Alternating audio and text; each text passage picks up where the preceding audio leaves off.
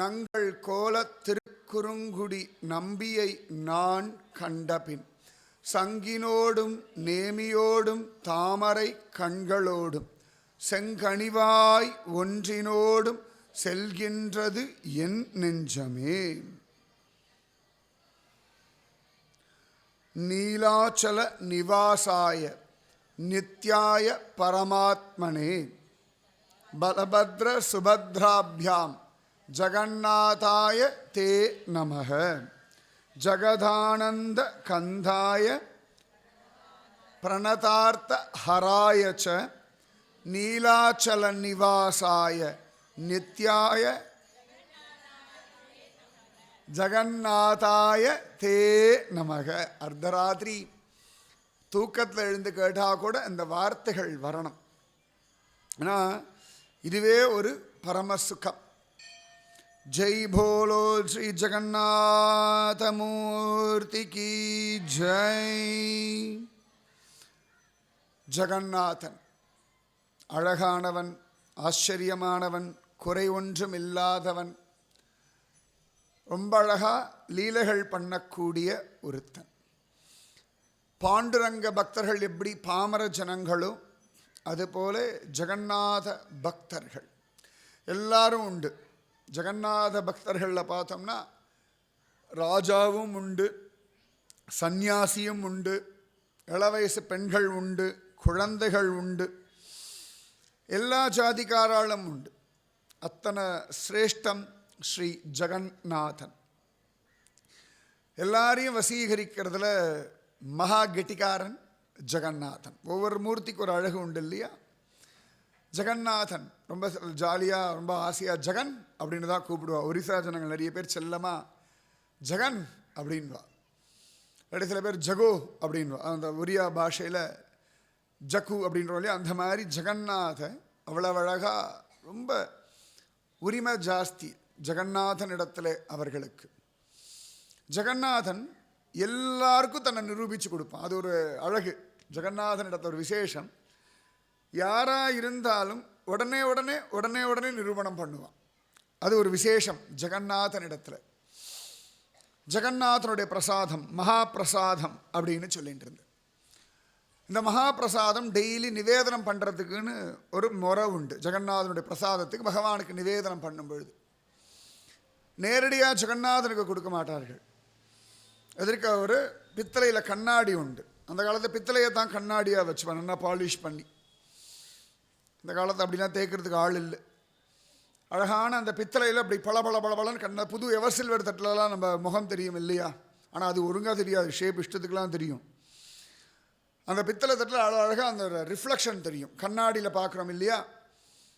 அந்த கண்ணாடியில் பார்க்குற மூர்த்திக்கு தான் நிவேதனம் பண்ணுவார்கள், நேரடியாக ஜெகநாதனுக்கு இல்லை. ஏன்னா இவா கொடுக்கும் பொழுது ஜெகநாதனுக்கு கண் பற்றுமோன்னு ஒரு பயமா. சமயத்தை சொல்லலாம், அம்மா கண்ணே படும் அப்படின்வா தெரியுமா? குழந்தை நன்னா பால் குடிக்கிறது அப்படின்னு அம்மா சொன்னா, உன் கண்ணே பட போகிறது குழந்தைக்கு அப்படின்வா. அது அந்த திருஷ்டி பட்டுடுமோன்னு ஒரு பயம். ஜெகநாதன் சாப்பிட்றதுக்குன்னே ஒரு அவதாரம். அது நன்னா ஜம்முன்னு சாப்பிடுவான். 6 வேளை. அது காத்தால் 8:30 மணி, 9:30 மணி, 11:30 மணி, 12:30 மணி, திருப்பி 3:30 மணி, திருப்பி 6:30 மணி, ராத்திரி 11 மணி தூங்குற மணி சின்ன சாப்பாடு சாப்பிட்டுப்பான். ஆக்சுவலாக நிஜமாக உரியாக்காரன் தான் நடிக்க வந்துடுவா, இதெல்லாம் ஏன் வெளில சொல்லிட்டு இருக்கேன்னு. திருஷ்டி பட்டுடுமோன்னு பயம் அவளுக்கு. அவள் குழந்தை ஆளை பார்த்தாலே தெரியும் நல்லா கொழுக்கு முழுக்கு கொழுக்கு முழுக்குன்னு. பகவான் புரியில இருக்கிறதே சாப்பிட்றதுக்காக.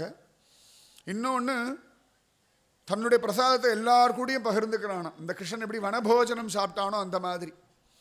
அப்படி ஒரு கேரண்டி உண்டு. ஜெகநாதனுடைய பிரசாதம் சாப்பிட்டாச்சுன்னா இதுவரைக்கும் பண்ண பாவங்கள் இனிமேல் பண்ண போகின்ற பாவங்கள் எல்லாம் மாறி போயிடுமா. அப்படி ஒரு சாப்பிட்டு பாவம் வரதான் நன்னா தானே இருக்குது. ஆண்டாள் வாயினால் பாடி மனதினால் சிந்திக்கன்றா. அது நமக்கு என்னமோ வந்தால் தேவலை, வரணும், வருது, இன்னும் நன்னா வரணும். ஜெகநாதன் சாப்பாடை சாப்பிட்டோம்னா இத்தனை கோடி பிறவிகளில் எத்தனை பாவம் பண்ணமோ அத்தனையும் போயிடுமா. இனிமேல் பாவம் பண்ணுறோன்ற எண்ணம் மாறி போயிடுமா. இதுக்காகவே புரி போக வேண்டாமா? சாப்பாடு சாப்பிட்டா இதெல்லாம் கிடைக்கும்னா எவ்வளோ சுகமான ஒரு விஷயம். அந்த ஜெகநாதனுக்கு அவ்வளவு அழகாக அந்த பிரதிபிம்பம் இருக்கு இல்லையா, அந்த பிம்பத்துக்கு தான் நிவேதனம் பண்ணுவார்கள். என்னைக்காவது ஜெகநாதனுடைய மனசு சரியில்லை, அவன் பக்தர்களை யாராவது கஷ்டப்படுத்திட்டான்னா இந்த கண்ணாடியில் ஜெகநாதனுடைய பிம்பம் தெரியாது.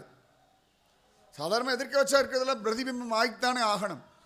ஆனால் புரிய ஜெகநாதன் கோவிலில் பிரதிபிம்பம் தெரியாது. பகவானுக்கு மனசில் வருத்தம் அப்படின்னா இனிமேல் எப்போயா கண்ணாடி பார்க்கும்போது நினச்சிக்கோங்க, நமக்கு என்றைக்காவது கண்ணாடி பார்க்கும்போது தெரியலை அப்படின்னு நம்ம கண்ணு கோளாறுன்னு அர்த்தம். ஏடா அது கண்ணாடியில் ரூபத்தை காணமே, என்ன காணலையே அப்படின்னு அப்படி மங்களாக தெரியறது தான் பயப்படாதீங்க, கண்ணு ஏதோ கோளாறுன்னு அர்த்தம். ஆனால் ஜெகநாதனுடைய பிரதிபிம்பம் தெரியலை அப்படின்னா அப்போ ஜெகநாதன் மனசில் ஒரு துக்கம்னு அர்த்தம். அதனால் எப்பொழுதுமே ரொம்ப ஜாகிரதையாக பார்த்து பார்த்து நிவேதனம் பண்ணுவாளாம். என்னைக்காவது பிரதிபிம்பம் தெரியலை அப்படின்னா என்னமோ துக்கம்னு சொல்லி அன்றைக்கே சொன்ன இல்லையா ரகுதாசர் கதையில் எல்லாரும் அழகாக படுத்துன்றுவார்கள். பகவான் சொப்பனத்தில் வந்து என்ன தப்புன்னு சொல்லுவான், அப்புறம் சரி பண்ணுவார்கள். அதுக்கப்புறம் திருப்பி ஜெகநாதனுடைய பிம்பம் ஒழுங்காக தெரியும். இது இன்னி வரைக்கும் நடந்துருக்கக்கூடிய ஒரு அதிசயம். இது நம்ம யாரும் சாதாரண ஜனங்கள் பார்க்க முடியாது, நிவேதனம் பண்ணுறவா மட்டும்தான் பார்க்க முடியும். மற்ற யாரும் அந்த டைமில் அலௌடும் கிடையாது. ஏன்னா சுவாமிக்கு கொடுக்குற முறைன்னு இருக்கு இல்லையா, அந்த மாதிரி அவ்வளோ சிரேஷ்டம். ஒரு சந்தர்ப்பத்தில் ஒரு பிரிட்டிஷ் ஆஃபீஸர் அவர் பார்த்தார், என்னத்துக்கு இவ்வளோ சாப்பாடு கொடுத்துட்டுக்கள் வெறும் ஒரு பொம்மைக்கு. அவனுடைய அபிப்பிராயம் அவ்வளோதான். அவளுக்கு சிலா ரூபம் அப்படின்றது வந்து அவளால் அதை பார்க்கக்கூடிய அனுபவிக்கக்கூடிய பாவம் அவர்களுக்கு இல்லை. இப்போ மற்ற மதத்துக்காரெல்லாம் இது என்ன ஒரு பொம்மை தானே, ஒரு சிலை தானே அப்படின்னா அந்த மதத்தில் அப்படி ஒரு பாவத்தை அவர்களுக்கு சொல்லி கொடுக்கற. அவர்களுக்கு இந்த பாவம் புரிஞ்சாதானே சொல்லி கொடுக்க முடியும். நம்முடையது ஆதி காலத்திலேருந்து சனாதனமான தர்மத்தில் தெய்வத்துக்கு நிவேதனம் பண்ணுறது, தெய்வத்துக்கு அபிஷேகம் பண்ணுறது, தெய்வத்துக்கு அலங்காரம் பண்ணுறது. ஏன்னா இது வெறும கல்லானான மூர்த்தி இல்லை, மரத்தினாலான மூர்த்தி கிடையாது. இது ஸ்வயம் பிரம்மம். அந்த பாவத்தில் எத்தனையோ பேர் அனுபவிச்சிருக்கான். நாமதேவரெல்லாம் பாண்டரங்கனுக்கு 5 வயசாக இருக்கும்போது தன் கையினாலே பகவானுக்கு ஊட்டினார் அப்படின்னு காண கிடைக்கிறது. எத்தனையோ சந்தர்ப்பத்தில், ஒரு சந்தர்ப்பத்தில் இது சமீப காலம் வரைக்கும் நடந்துட்டு தான் இருக்குது. ஒரு சந்தர்ப்பத்தில் மகாபரிவாளை பார்க்கறது காஞ்சிபுரம் வரதராஜ கோவிலுடைய பட்டர் சுவாமி கூப்பிடுறார், பெரியவாளே கூப்பிடுறார். அவர் தான் மெயின் ஆள். உடனே அழகாக வந்தாச்சு, பெரியவாளை சேவிச்சு கைகூப்பி நின்னார். இப்போ மகாபரிவா கேட்டால், ஏகாதசிக்கு நமக்கு தான் பட்டினி, வரதராஜனுக்கும் பட்டினியோ அப்படின்னு விட்டார். இல்லையே சுவாமி, அம்சை ஆயிருக்குமேன்னார். இல்லை, வரதராஜன் பட்னியாக இருக்கான்னுட்டார். உடனே ஒரு கிடுகிடுன்னு ஓடினார் கோவிலுக்கு.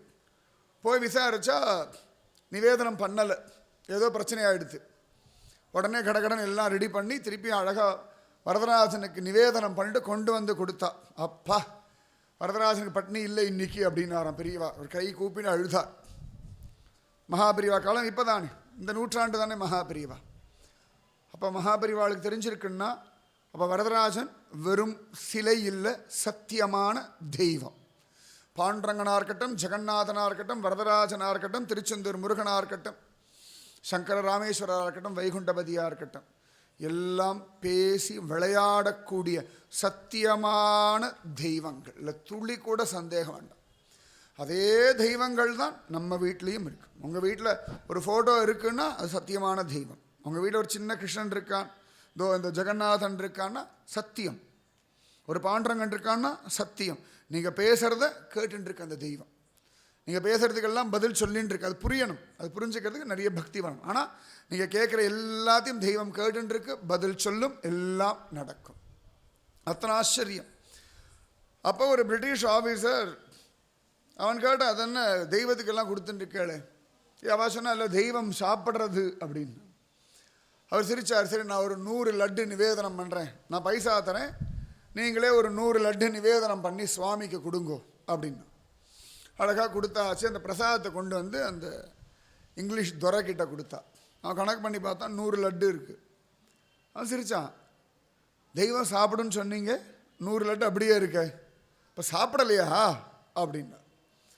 உடனே ஒரு பக்தர் சொன்னார், இன்னொரு தடவை நிவேதனம் பண்ணி பார்க்கலாமா அப்படின்னார். எதுக்கு அப்படின்னார். இல்லை, முன்னாடி வெயிட் எவ்வளோ இருக்குன்னு பார்ப்போம், நிவேதனம் பண்ண பிறகு வெயிட் எவ்வளோ இருக்குன்னு செக் பண்ணி பார்க்கலாமா அப்படின்னு விட்டார். இங்கிலீஷ் துறை பார்த்தான். எத்தனை சைஸ் உடையலை, ஒன்றும் மாறல, மாறுமானார். பண்ணி பார்ப்போமே, உங்களுக்கு நம்பிக்கை இல்லையா, உங்களுக்கு ப்ரூவ் ஆகணும் அவ்வளோதானே. ஆமாம், சரி, திருப்பி இன்னொரு 100 லட்டு. அழகாக நிவேதனம் பண்ணுறதுக்கு முன்னாடி வெயிட் பார்த்துன்னுட்டான். எத்தனையோ கிலோ இருந்தது.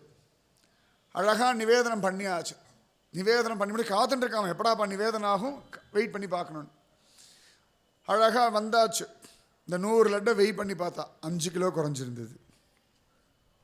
லட்டு சைஸ் மாறல, ஷேப் மாறல, ஆனால் வெயிட் குறைஞ்சிருந்தது. அந்த இங்கிலீஷ் தவிர கை கூப்பினா, சத்தியம் உங்கள் சாமி is a lord of universe அப்படின்னே ஒத்துட்டார் அவர். Is a lord of universe. ஜெகநாதன்னா ஜெகத்துக்கே நாதன், லார்ட் ஆஃப் யூனிவர்ஸ். இன்றைக்கும் ஃபாரினர்லாம் சொல்லுவா த லார்ட் ஆஃப் யூனிவர்ஸ் அப்படின்னு தான் சொல்லுவா ஜெகநாதன். இதே மாதிரி தான் நம்ம கொடுக்கக்கூடிய ஆகாரங்கள்லையும் நமக்கு தெரியாமலேயே பகவான் எடுத்துக்கிறான். நமக்கு அதில் குறைவு தெரியறதில்லை. ஏன்னா அவன் குறை ஒன்றும் இல்லாத கோவிந்தன். அவன் எடுத்துட்டு தன் குழந்தைகளுக்கு போய் குறைய கொடுப்பானா? அழகாக அவன் நம்ம திருப்திக்காக ஸ்வீகரிச்சுண்டு அப்படியே நமக்கு கொடுக்குறான். அவ்வளவு சத்தியம் ஜெகநாதன். இந்த இங்கிலீஷ் தவிர கைகூப்பி அழுதார். எனக்கு என் லெவலில் எனக்கு புரிய வச்சு, அது முக்கியம் இல்லையா? நமக்கு புரியறதுன்னு ஒன்று இருக்குது, நமக்கு புத்தியோட லெவல்னு ஒன்று இருக்குது. அந்த லெவலுக்கு இறங்கி ஜெகநாதனுக்கு ஒன்றும் இவருக்கு ப்ரூவ் பண்ணணும் அவசியமே கிடையாது. சுவாமிக்கு சாதாரண ஜனங்களுக்கு தன்னை நிரூபிக்கணும்னு அவசியம் உண்டா?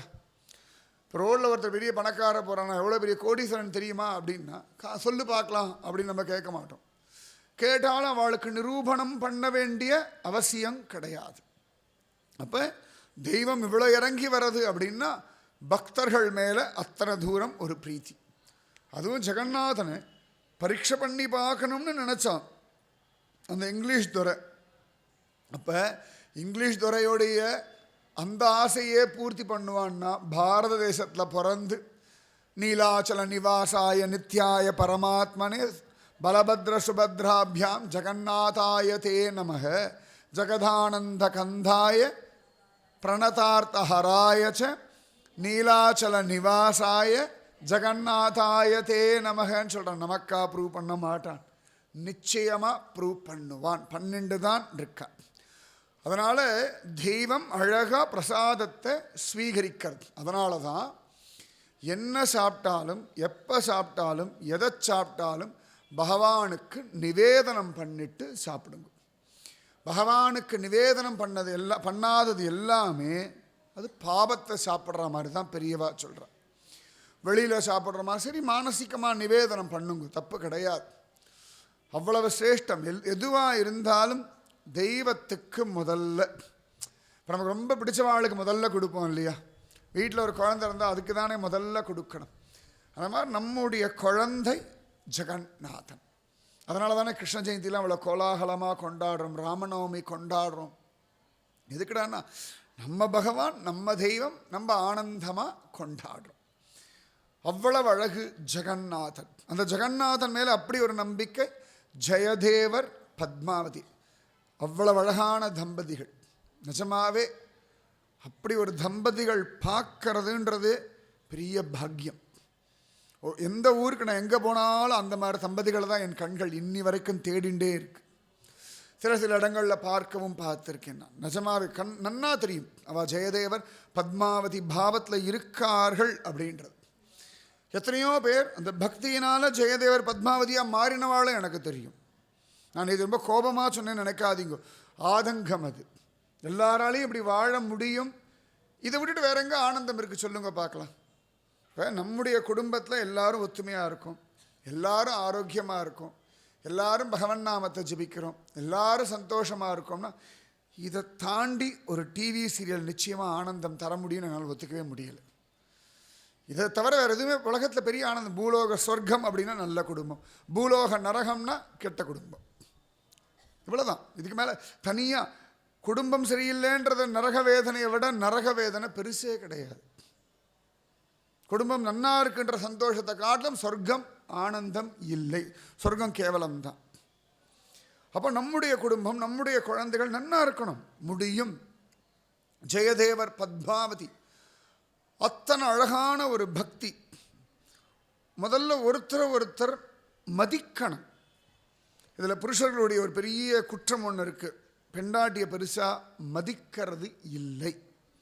இது ஸ்திரீகளுடைய குற்றங்களை சொல்லிட்டு இருந்தேன். புருஷால் என்ன 2 பக்கமும் சமம், 2 சக்கரமும் ஒன்றா ஓடணும், ஒரே சைஸ் இருக்கணும், ஒரே பாதையில் ஓடினா தான் நன்னா இருக்கும்.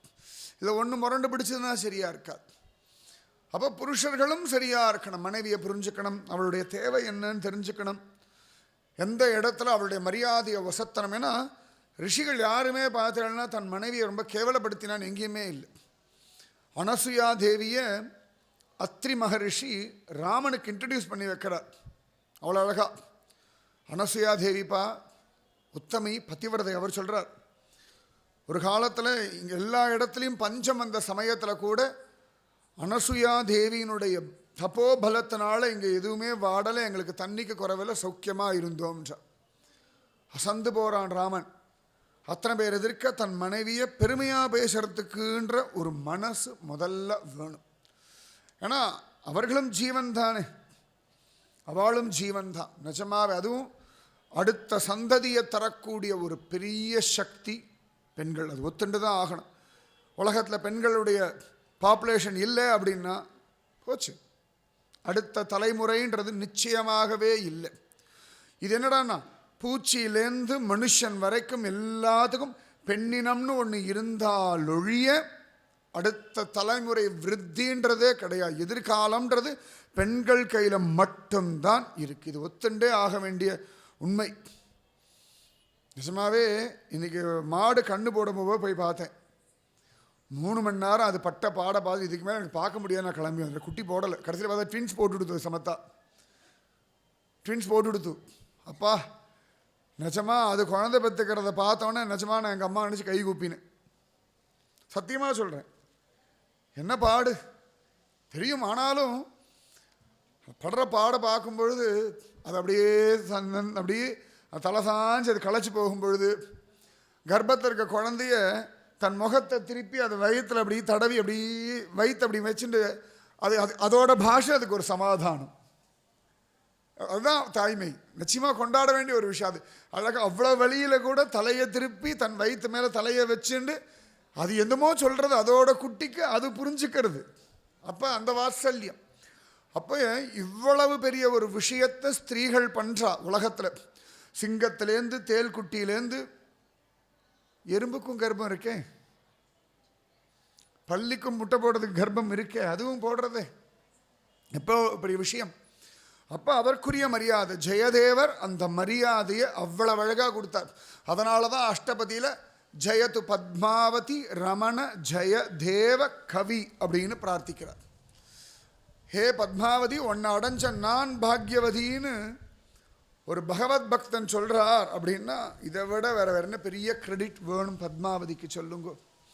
அதனால் அவரவர் மனைவியை கொண்டாடுறது அவரவர்களுடைய தர்மம், மதிக்கிறது தர்மம், அவள் மனசை புரிஞ்சுக்கிறது தர்மம், அவளுக்கு வேண்டியதை நடத்தி கொடுக்கறது தர்மம். ஆனால் பல வீடுகளில் இது நடக்கிறதில்லை. இது யதார்த்தமான உண்மை, சத்தியம். அந்த மாதிரி ஸ்திரீகளுக்கெல்லாம் மனசாந்தி உண்டாகட்டும். அவா கணவர்கள்லாம் புரிஞ்சு நடந்துக்கட்டும். அந்தந்த ஸ்திரீகள் குடும்பம் சௌக்கியமாக இருக்கட்டும். இதுதான் அடியனுடைய பிரார்த்தனை. எங்கே போனாலுமே இந்த பிரார்த்தனை என்றைக்குமே உண்டு. அத்தனை சிரேஷ்டம் ஜெயதேவர். ஏன்னா இந்த ஜெயதேவர் பத்மாவதி சரித்திரம் நான் முதல்ல படித்த போது நான் அழுக எனக்கு தான் தெரியும். இந்த தாம்பத்தியம், அந்த கணவன் மனைவியோட விஷயம் அன்னிலேருந்து இன்னி வரைக்கும் எந்த தம்பதிகள் நமஸ்காரம் பண்ணாலும் ஜெயதேவர் பத்மாவதி போல இருங்கோ, இதுதான் வார்த்தை. சில பேர் புருஷா வரமாட்டா, அப்பொழுது மானசீகமாக ஜெயதேவர் பத்மாவதி போல பக்தி பண்ணடம் அப்படின்னு தான் பிரார்த்தனை இன்னி வரைக்கும். கணவன் மனைவி அப்படின்னாலே ஜெயதேவர் பத்மாவதி மாதிரி தான் பக்தி பண்ண. அவளை தாண்டி ஒரு உதாரணம் எனக்கு சொல்ல தெரியலை. கூரத்தாழ்வான் ஆண்டாள்லாம் உண்டு, எவ்வளோ பேர் உண்டு, கபீர்தாசர் அவர் மனைவி. ஆனால் என்ன பாதித்த ஒரு தம்பதிகள் அப்படின்னா ஜெயதேவர் பத்மாவதி. அந்த மாதிரி இல்லாதவர்கள் நிச்சயமாக ஜெயதேவர் பத்மாவதி ஆகிறதுக்கு பகவானிடத்தில் பிரார்த்தனை பண்ணுறேன். நிச்சயமாக மாறும், குடும்பம் மாறும், அவர்கள் மாறுவார்கள், வாழ்க்கை நன்னாவே இருக்கும், சந்தேகமே வேண்டாம். ஏன்னா ஜெகநாதனை பற்றி சொல்லிட்டு இருக்கும்போது சொல்கிறேன், சத்தியமாக இந்த வாக்கு பொய்க்காது. அதனால் சந்தேகமே வேண்டாம். ஆவணி அவிட்டம், ரக்ஷாபந்தன் வருது. அத்தனை சகோதரிகளுக்கும் இதுதான் ஆசீர்வாதம். ஜெயதேவர் பத்மாவதி மாதிரி நீங்கள்லாம் பக்தி பண்ணிட்டு உங்கள் வீட்டில் பகவான் ஆனந்தமாக அனுபவிக்கணும். இது ஆசீர்வாதம், பூரணமான ஆசீர்வாதம், சந்தேகமே வேண்டாம். ஜெகநாதன் மேலே சத்தியம் பண்ணி இந்த ஆசீர்வாதம் நான் பண்ணுறேன். அவ்வளவு சிரேஷ்டம் ஜெயதேவர் பத்மாவதி. அவ்வளவு அழகு. பத்மாவதி எடுத்தறிஞ்சு பேசினதில்லை, பத்மாவதியை கோச்சுன்றதில்லை. ரொம்ப அழகு ஜெயதேவர் பத்மாவதி, அவ்வளவு அழகு. அந்த ஜெயதேவரும் பத்மாவதியும் அஷ்டபதி. அதனால தான் இன்றைக்கும் அது ஒரு ஆச்சரியமான ஒரு கீத கோவிந்தம். அதை கொண்டாடாதவர்கள் யாருமே கிடையாது. ஃபாரினர்ஸ் கூட நிறைய பேர் இதை அவ பாஷையில் டிரான்ஸ்லேட் பண்ணியிருக்கா. அவ்வளோ அழகான ஒரு காவியம். ஃபாரினர்ஸ்லாம் சொல்லுவா, ஷேக்ஸ்பியர்லாம் ரொம்ப வசதியாக சொல்லுவோம் இல்லையா, அந்த காதல் இந்த விஷயங்களெல்லாம் வர்ணிக்கும் பொழுது அவள் சொல்கிறா, இந்த மாதிரி ஒரு காதலை யாராலையும் படைக்க முடியாது அப்படின்ற அளவுக்கு ஜெயதேவருடைய கீத கோவிந்தம் அஷ்டபதி. அது ராதைக்கும் கிருஷ்ணனுக்குள்ள ஊடல், 2 பேருக்கும் நீயா நானா போட்டி, ரொம்ப அழகாக இருக்கும். நம்ம திருவள்ளுவர் சொல்கிற மாதிரி ஊடல் காமத்திற்கின்பம் வர இல்லையா, அந்த மாதிரி ஒரு அழகான மெல்லிய ஊடல் இந்த ஜெயதேவர் பத்மாவதியுடைய கீத கோவிந்தம். இத்தனை வருஷத்தில் பல பேர் என்கிட்ட கேட்டாச்சு, அதை உபன்யாசம் பண்ணுவாளா. நான் சொன்னேன், அந்த உபன்யாசம் பண்ணுற அளவுக்கு கேட்குற அளவுக்கு யாருக்கும் தகுதி இல்லை, வரும்பொழுது பண்ணுவேன், இல்லாட்டி நான் பண்ணவே மாட்டேன் ஆயுஷ் முழுக்கன்னே சொல்லியிருக்கேன். இன்னி வரைக்கும் அஷ்டபதி நான் எனக்கு தானே ரசிச்சிருக்கேனே ஒழிய வாயை திறந்து ஒரு இடத்துலையும் அஷ்டபதி உபன்யாசம் பண்ணது இல்லை. எப்போ பண்ணுவேன்னு தெரியாது, பண்ணுவேனான்னு கூட எனக்கு தெரியாது. ஏன்னா அது ஒரு தனி லெவல். அந்த பக்குவம் இருந்து சொன்னால் ஒழிய, அந்த பக்குவம் இருந்து கேட்டால் ஒழிய அது புரியாது. அது ஒரு கிருஷ்ண ராதா கிருஷ்ண பிரேமையினுடைய ஒரு பெரிய துளி. அதுக்கு ஓரளவுக்காவது நமக்கு அந்த பாவம் இருந்தால் தான் புரியும். ரொம்ப ரொம்ப அழகாக இருக்கும் அந்த அந்த ஒரு நேற்று சொன்னதே, மம சிரசி மண்டனம் தேகி பத பல்லவம் உதாரம். கிருஷ்ணன் தலையில் கொண்டு போய் கால் வைக்கலாமான்னு தோன்றது இல்லையா நமக்கு. அது எப்படி நியாயம்? இது நியாயமான்னு தோணித்தனாலே சொல்ல முடியாது. அது எப்படி நியாயம்? சுவாமி தலையில் போய் கால் வைக்கலாமா அப்படின்னா சுவாமி தானே கேட்குறான். இது கால் வைக்கலாமான்னு தோணித்தனாலே அஷ்டபதி கேட்க முடியாதுன்னு அர்த்தம். அஷ்டபதி சொல்கிறதுக்கு அதிகாரம் இல்லை, கேட்கறதுக்கு அதிகாரம் இல்லை. அது ஒரு பாவம், அவ்வளோதான். அவர் சுவாமியாச்சே, அது யாரோ இல்லை, ராதிகா ராணி. ராதே ராதே ராதே ராதே ராதே ராதேன்னு பிருந்தாவனமே புலம்பின்றிருக்கிறவள் அவள் திருவடியை கண்ணன் தலைமையில் வைக்கிறது நியாயமான்னு நம்ம கேட்டுட்டோம்னா அப்புறம் அது எப்படி சரியாக வரும்? அந்த பாவத்தில் போனால் ஒழிய அது புரியாது. மம சிரசி மண்டனம் தேகி பத பல்லவம் உதாரம்.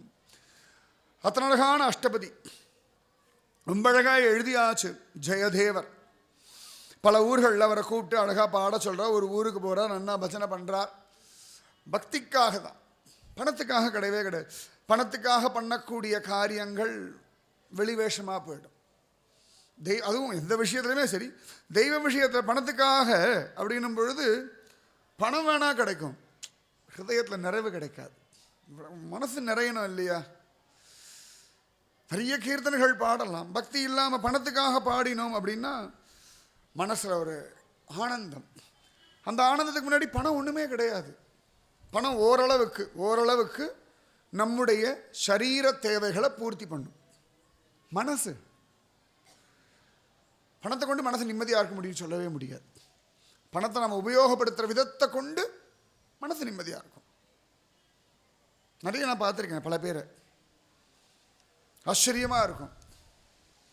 பணம் நிச்சயமாக அவசியம் தான், ஆனால் அது நம்முடைய தேவைக்காக தான், அதனுடைய தேவைக்காக நாம் இல்லை. அதனால் ஜெயதேவர் எந்த இடத்துலையுமே பணத்தை பற்றி பெருசாக எடுத்துக்கல. ஏன்னா ஜெகநாதன் என் கூட இருக்கான். நம்ம பணம் இருந்தால் இதை வாங்கலாம் அதை பண்ணலாம்னு நினைக்கிறோம் இல்லையா? பக்தாளுக்கெல்லாம் அதை பற்றி கவலையே இல்லை. என்ன எப்போ வேணுமோ பகவான் கொடுப்பான், அவ்வளோதான். அதுக்கு மேலே அவள் யோசிக்கவே மாட்டான். பணம் கொடுத்து வாங்கிறதுக்கு ஏன், இது வேணும் அப்படின்னா ஜெகநாதன் கொண்டு தரமாட்டானா? குச்சேலர் சுதாமா பணம் கொடுத்த பெரிய வீடு கட்டினார். பணம் கொடுத்த அவ்வளோ ஆடை ஆபரணங்கள் அவருக்கு வந்தது. பணம் கொடுத்த அவர் வீட்டில் அவ்வளோ வேலைக்காரா வந்தா. கிருஷ்ணனுக்கு ஒரு பிடி அவள் கொடுத்தார். பணத்தை கேட்கக்கூட இல்லை. பணம் கொடுத்தா எதெல்லாம் அனுபவிப்போம் நினைப்போமோ அது எல்லாமே அழகாக அனுபவிச்சவர் சுதாமா குச்சேலர். இப்போ பணம்ன்றதை காண்டி தெய்வ பக்தி நிச்சயமாகவே அது தானாக நடத்தி கொடுக்கும். அது எப்படி நடத்தும்னா தெரியாது. இதோ இப்போ கிருஷ்ணநேதி பண்ணுறோம்னோ உண்டியல் அவாவை கொண்டு வந்து உண்டியல் வச்சுருக்காளே, எப்படி முடியறது? கண்ணன் நடத்தி காட்டுறான், கண்ணன் நடத்தி காட்டுறான், அவ்வளோதானே. அதனால் பணம் இருந்தால் நான் நிம்மதியாக இருப்பேன் அந்த நிலைமை, அந்த மனசு வச்சுக்காதீங்க. பக்தியினாலே நிம்மதியாக இருப்போம். வாழ்க்கைக்கு என்ன தேவையோ நிச்சயமாக பகவான் கொடுப்பான். எனக்கு பணம் ஒன்று தான் பிரச்சனைன்னு என்றைக்குமே சொல்லவே சொல்லாதீங்க. பணமே பிரச்சனையாக பல பேருக்கு இருக்குது. பகவான் இருக்கான் நம்புங்கோ. பகவான் எந்த விதத்தில் எப்படி பண்ணணுமோ பண்ணி கொடுப்பான். காஞ்சி மகாபிரியவா ஒரு சந்தர்ப்பத்தில் ஒரு தீபாவளிக்கு ஒரு குதிரை வண்டிக்காரர் முன்னாடி வந்து நிற்கிறான். என்னடா அப்படின்றார். தலையை சொல்லி நிற்கிறான். சாமி தீபாவளி. உடனே சரிடா அவனுக்கு ஒரு வேஷ்டியை கொடுறா அப்படின்னாரான். அவன் திரும்பி தலா சொல்லிச்சான். பொஞ்சாதிக்கு அப்படின்னானா. இப்படி தலையை சொல்ல எவ்வளோ பெரியவா முன்னாடி பொஞ்சாதிக்கு அப்படின்னு விட்டானா. உடனே பெரியவா சொன்ன சரி ஒரு புடவை கொண்டா. பெரியவா புடவை எதுவும் இல்லை, கடையெல்லாம் மூடி இருக்கு. அப்படியா அப்படின்னு பெரியவா அப்படியே உட்காந்துட்டு இருந்தாலும் அதுக்குள்ளே யாரோ ஒரு அம்மா கிடுகிடுன்னு போனாலாம். ஒரு பழைய புடவையை உடுத்தினா அன்றைக்கி தான் புது புடவை வாங்கியிருக்கா. அப்படியே மடித்து கொடுத்துட்டாளாம். உடனே பெரியவா அவன்கிட்ட கொடுத்தா. சந்தோஷம் சாமின்னு சொல்லிட்டு அவன் போயிட்டான். சாதாரண ஒரு குதிரை வண்டிக்கார். பைசா வச்சுட்டு பெரியவா முன்னாடி வரல. அவன் பெரியவாளை நம்பி வந்தான். புது புடவை புது வேஷ்டி பெரியவா அவனுக்கு கொடுத்து தீபாவளி பக்ஷணம் கொஞ்சம் பட்டாசுலாம் வேறு கொடுத்து அனுப்பிச்சிருக்கார். கொஞ்சம் நேரத்தில் நிறைய பேர் வந்தா. அதில் ஒருத்தர் யாரோ பொண்ணு கல்யாணமோ என்னமோ நிறைய அதெல்லாம் பண்ணி இப்போ காஞ்சிபுரத்துக்கு புடவை எடுக்க வந்திருக்கா. எடுத்துகிட்டு வந்து பெரியவாளை சேவிக்கிறா. பெரியவா கிட்ட சொன்ன மாதிரி குழந்தை கல்யாணம் வச்சுருக்கோம், நிறைய புடவையெல்லாம் வாங்கியிருக்கியா அப்படின்னாரு பெரியவா. ஆமாம் பெரியவா, அதான ஒரு புடவை எனக்கு தருவியா அப்படின்னு பெரியவா கேட்டிருக்கார். அவளுக்கு அத்தனை சந்தோஷம். சுவாமியே எனக்கு இது வேணும்னு கேட்டால் அப்படி இருக்கும். உடனே இருக்கிறதுல நல்ல காஸ்ட்லியான ஒரு புடவை எடுத்து கொடுத்தா. உடனே கைங்கறி மண்டலை கொடுத்து அந்த அம்மா கிட்ட போய் கட்டிக்க சொல்லு. அவள் பெரியவாகிட்ட வந்து சொல்லக்கூட இல்லை. ஆனால் பாருங்க, அவளுக்கு அவள் கொடுத்த புடவையோட காஸ்ட்லியான ஒரு புடவையை பெரியவா அவள் கண்ணெதிர்க்க கொடுத்துட்டார். பணத்தினால இது எதுவுமே நடக்கலை. நன்னா ஞாபகம் வச்சுக்கோங்க. பணத்தினால இது நடக்கலை. சரியா? அதான் ஆச்சாரிய கிருபை, பகவத் கிருபை. ஜெயதேவர் என்றைக்குமே பணத்தை பெருசாக நினச்சதில்லை. அவர் வேண்டான்னு கூட சொல்லிட்டு வந்தார். ஆனால் அவர் பாட்டுக்கு அழகாக பல்லக்கில் வச்சு அனுப்பிச்சுட்டார். பாதி வேளை காட்டில் வந்துட்டுருக்கார். கொள்ளையர்கள் சூழ்ந்தாச்சு. பல்லக்க தூக்கின்னு அந்த ஓடி போயிட்டா. பயந்து போய் ஜெயதேவர் பார்த்தார். பணத்துக்கு தானே இவ்வளோ பாடு, சரி எடுத்துன்னு போட்டோம், அவ்வளோதானே, அதனால் என்ன ஆகிட போகிறதுன்னு சொல்லி அழகா பணத்தை விட்டுட்டு அவர் பாட்டு பல்லக்கில் விட்டு இறங்கி நடந்து போயின்னு இருக்கார் காட்டு வழி பாதையில்.